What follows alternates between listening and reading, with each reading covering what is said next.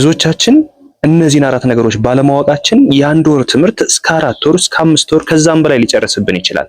ነገር ግን ዛሬ እነዚህን አራት ነገሮች ብቻ በመጠቀም ያንን ሁሉ የረጅም ጊዜ ትምህርት በአንድ ወር ብቻ አቀላጥፎ መጻፍ የምትችሉበትን አጋጣሚ ይዤላችሁ መጥቻለሁ። ሰላም ጤና ይስጥልኝ። የተወደዳችሁ የቻናላችን ቤተሰቦች እንዴት ናችሁ? በያላችሁበት የዓለም ዳርቻ ሰላማችሁ ይብዛልኝ። የዚህ ቻናል አዲስ የሆናችሁ ሰብስክራይብ በማድረግ ጀምሩ። ነባር ቤተሰቦቻችን ደግሞ ላይክ እና ሼር እያደረጋችሁ አማርኛን፣ እንግሊዘኛና ሂሳብን ከመሰረቱ ማንበብና መጻፍ ለሚቸገሩት አዳረሱልኝ ዘንድ ከወዲሁ አሳስባለሁ። ዛሬ ደግሞ ይዤላችሁ የመጣሁ በጨ ፊደል ቃላትን እንዴት አድርገን መመሰረት እንችላለን? ፊደላትን በመጠቀም ቃላትን አገጣጥመን መጻፍና ማንበብ የምንችልበት ዋነኛው ሚስጥር ምንድነው? የሚሉትን እነዚህን አራት ነገሮች አብረን እናያለን። እስከ መጨረሻው አብራችሁ ይቆዩ። በውስጥ መስመር መማር የምትፈልጉ ካላችሁ ደግሞ እዚህ ጋር በማስቀምጥላችሁ ስልክ በቀጥታ በመደወል በኢሞ፣ በዋትስአፕ፣ በቴሌግራም እንዲሁም ሊንኮቻችን በመጠቀም ዘወትር ከሰኞ እስከ ዓርብ የምታገኙን ይሆናል። ከጠዋቱ 12 ሰዓት እስከ ሌሊቱ 6 ሰዓት በኢትዮጵያ በኦንላይን ትምህርቱን እያስተማርነን እንገኛለን። እናንተም ትምህርቱን መከታተል የምትፈልጉ ካላችሁ በአጭር ጊዜ ብቻ አቀላጥፋችሁ ማንበብና መጻፍ የምትችሉበትን ሁሉ እንሆ ይዘንላችሁ ቀርበናል። እነዚህ አራት መሰረታዊ ነገሮች ምንድን ናቸው? አንደኛውና የመጀመሪያው ፊደላትን ከመሰረቱ ለማንበብና ለመጻፍ የሚያስፈልገን ነገር ከዚህ በፊት ምንም አይነት የአማርኛ ፊደላት ዕውቀት የሌለን ብንሆንም እንኳ ፊደላትን በድምጽ ብቻ በማወቅ አንደኛውን ስቴፕ ማለፍ እንችላለን። ያ ማለት አንድን ፊደል ስንቆጥር በድምጽ ብቻ በመለማመድ ዩቲዩብ ላይ ሊሆን ይችላል፣ እንዲሁም ደግሞ አፕሊኬሽኖችን በመጠቀም ሊሆን ይችላል። ድምጾችን ብቻ በመያዝ የመጀመሪያውን አንደኛውን ስቴፕ ማለፍ እንችላለን። ከአንደኛ እስከ ሰባተኛ ያሉ ድምጾችን በድምጽ ብቻ ቅርጹንም ይሁን ማንኛውንም ነገር ሳናቅ በድምጽ ብቻ በማወቅ አንደኛውን ስቴፕ እንይዛለን። ወደ ሁለተኛው ስቴፕ ስንሻገር ደግሞ የሁለተኛው ስቴፕ ሊሆን የሚችለው ምንድነው? ፊደላትን ከቁጥር ጋር ማያያዝ። ለምሳሌ ሃሁ ሂ ሃ ሄ ህ ሆ ብለን ከቆጠርን በኋላ ይህንን ደግሞ ከቁጥር ጋር ስናያይዘው አንደኛ ሃ፣ ሁለተኛ ሁ፣ ሶስተኛ ሂ፣ አራተኛ ሃ፣ አምስተኛ ሄ፣ ስድስተኛ ህ፣ ሰባተኛ ሆ ብለን ከቁጥር ጋር ስናያይዘው የሁለተኛውን ስቴፕ አገኘን ማለት ነው። ሶስተኛው የፊደላትን ቅርጽ መለየት ነው። ለምሳሌ አንደኛ ፊደል ሀ ማለት ምን አይነት ነው? ሁለተኛውስ ምን አይነት ቅርጽ አለው? ሶስተኛውስ ምን አይነት ቅርጽ ሊኖረው ይችላል? የሚለውን ማየት መቻል አለብን። ወደ አራተኛው ስንሄድ የመጨረሻውና በጣም ወሳኙ ነገር የፊደላትን ድምጽ መለየት ነው። ፊደላት ምን አይነት ድምጽ አላቸው? እያንዳንዱ የራሱ የሆነ ድምጽ አለው። አንደኛ የራሱ ድምጽ አለው፣ ሁለተኛ፣ ሶስተኛ፣ አራተኛ፣ አምስተኛ የራሱ ድምጽ ይኖረዋል ማለት ነው። ስለዚህ እነዚህን አናባቢ ድምጾችን በመጠቀም የራሱን ድምጽና ቅርጽ መለየት መቻል ማለት ነው። እነዚህን አራት ነገሮች በማወቅ ብቻ ያ ከ5 ወርና 6 ወር ያህል የሚቆየው ትምህርት በአንድ ወር ብቻ አቀላጥፎ ማንበብና መጻፍ ይችላል። ስለዚህ እናንተም በውስጥ መስመር መማር የምትፈልጉ ከሆናችሁ በአጭር ጊዜ ብቻ በአንድ ወር ብቻ በተለይ ጀማሪዎች ከሆናችሁ ከዚህ በፊት ምንም አይነት የአማርኛ ፊደል፣ እንግሊዘኛ ልምዱና ትምህርቱ የሌላችሁ ከሆናችሁ በአጭር ጊዜ ብቻ እኛ ጋር መምጣት ትለወጣላችሁ። ስልካችን እዚህ መጨረሻው ቪዲዮ ላይ ታገኛላችሁ። በኢሞ፣ በዋትስአፕ፣ በቴሌግራም አናግሩን። በአጭር ጊዜ ብቻ አቀላጥፋችሁ ማንበብና መጻፍን ትችላላችሁ። ሌላው ስለ ድምጸቶቹ መጨረሻ ላይ በደንብ አብራራላችኋለሁ። አሁን ወደ ትምህርቱ ስንሄድ የመጀመሪያ የምታዩት እዚህ ጋር የጨ ፊደሎችን በመጠቀም በቀይ የተጻፉት መጀመሪያ ላይ የመጡት የጨ ፊደል ናቸው። እነዚህን በመጠቀም ቃል እንዴት ልንመሰረት እንችላለን አብረን እናያለን።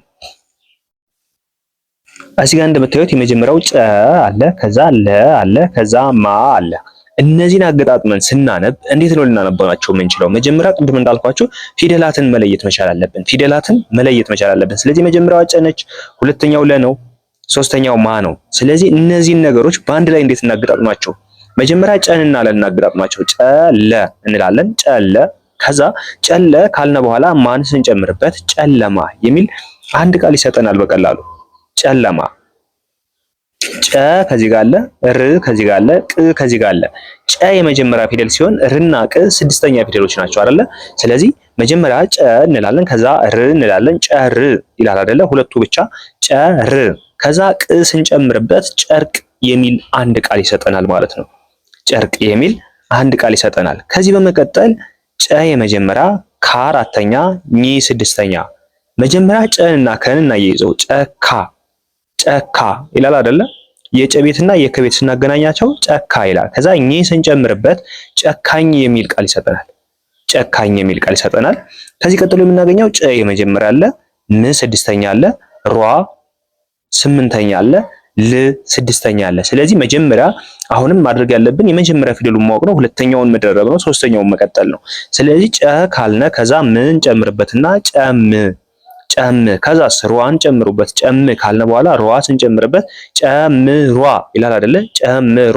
መጨረሻ ላይ ል አለች። እሷን ስንጨምራት ጨምሯል፣ የሆነ ነገር ከነበረበት ከፍ ብሏል የሚለውን ይገልጽልናል ማለት ነው። ከዚህ በመቀጠል የምናገኘው ጨ የመጀመሪያ አለ፣ ዋ አራተኛ አለ፣ ታ አራተኛ አለ። ስለዚህ ጨ ካልነ በኋላ ዋን እንጨምርበትና ጨዋ ይላል አይደለ? ጨዋ። ታን ባንጨምርበት ራሱ ጨዋ የሚለው ትክክለኛ ቃል ነው ማለት ነው። ጨዋ። ከዛ ታን ጨምሩበት በአንድ ላይ ጨዋታ የሚል ቃል ይሰጠናል። ጨዋታ፣ ጨዋታ። ወደ ሁለተኛው ስንሄድ እዚህኛው ጋር ጩ ሁለተኛ ነች፣ ሀ የመጀመሪያ ነው፣ ት ስድስተኛ ነው። ስለዚህ ጩ ካልነ በኋላ ሀ ስንል ጩኸ እንላለን አይደለ? ጩኸ። ሁለቱም በአንድ ላይ ጩኸ። ከዛ ትን ጨምሩበት፣ ጩኸት የሚል ቃል ይሰጠናል። በቀላሉ ጩኸት የሚል ቃል ይሰጠናል ማለት ነው። ይሄኛውም ጩ ሁለተኛ፣ ቤ አምስተኛ። መጀመሪያ ጩ ከዛ ቤ በአንድ ላይ ጩ ቤ፣ ጩ ቤ። ሁለቱም አንድ ላይ ማይላል ጩቤ። እሷን እናልፋትና ወደ አራተኛው እንሄዳለን። አራተኛው ጋር ስንሄድ ምንድነው የሚሆነው?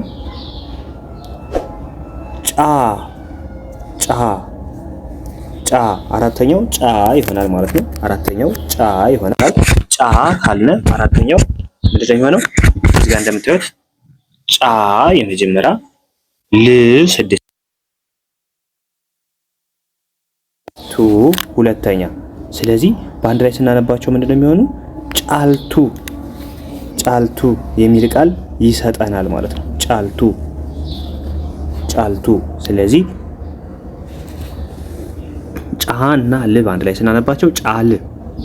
ከዛ ቱን ጨምሯት ጫልቱ የሚል ቃል ይሰጠናል ማለት ነው። ጫልቱ። ከዚህ ጋር ደግሞ ጫ አራተኛ፣ ጫ አሁንም አራተኛ፣ ታ አራተኛ። ሶስቱም ተመሳሳይ አራተኛ ፊደሎች ናቸው። ስለዚህ ጫጫ። ከዛ ታን ጨምሯት ጫጫታ የሚል ቃል ይሰጠናል። ጭ ስድስተኛ፣ ጬ አሁንም በድጋሚ የላትም። ጬ አምስተኛዋ መመሰረት ስለማንችል እናልፋታለን። ጭ ስድስተኛ፣ ን ስድስተኛ፣ ቀ አንደኛ፣ ት ስድስተኛ። ከዚህ መሃል ቀ ብቻ ናት አንደኛ የሆነችው እንጂ ሁሉም ስድስተኛ ናቸው። ስለዚህ ጭንቀት የሚል ቃል ይሰጠናል። ጭንቀት።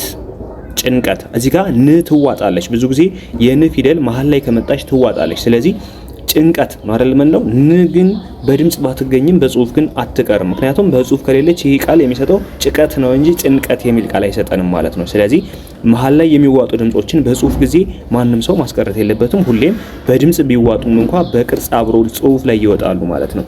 ሌላው ጭ ስድስተኛ፣ ነ የመጀመሪያ፣ ት ስድስተኛ። ጭና ነ በአንድ ላይ ጭነ የሚል ቃል ይሰጠናል። ጭነ ከዛ ትጨምሩበት ጭነት የሚል ቃል ይሰጠናል። ጭነት። ጭ ስድስተኛ፣ ፈ የመጀመሪያ፣ ራ አራተኛ። መጀመሪያ ጭና ፈን በአንድ ላይ እንጥራቸው። ጭፈ ከዛስ ራ ጭፈራ። ፈን ጠበቅ እናደርጋትና ጭፈራ የሚል ቃል ይሰጠናል ማለት ነው። ጭፈራ።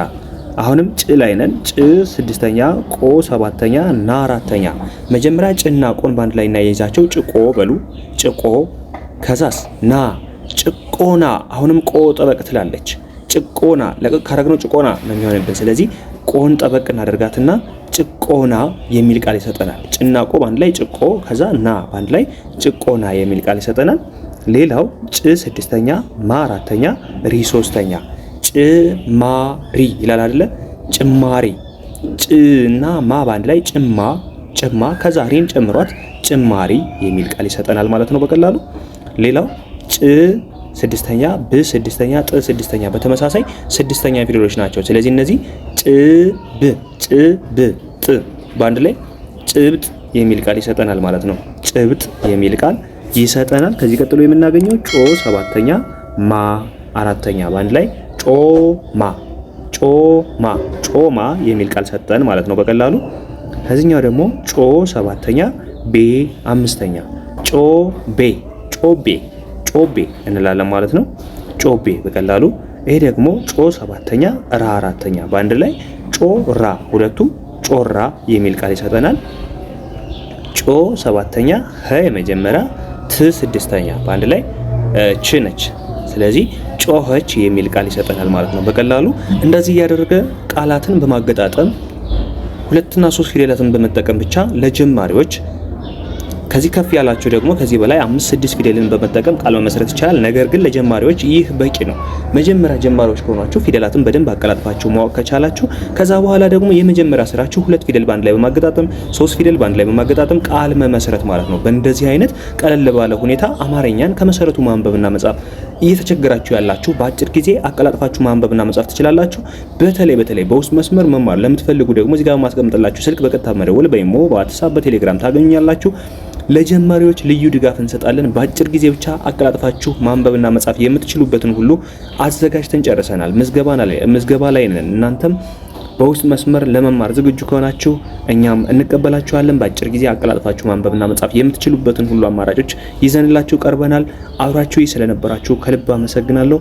በሌላ ክላስ ከምንገናኝ መልካም ጊዜ ይሆንላችሁ።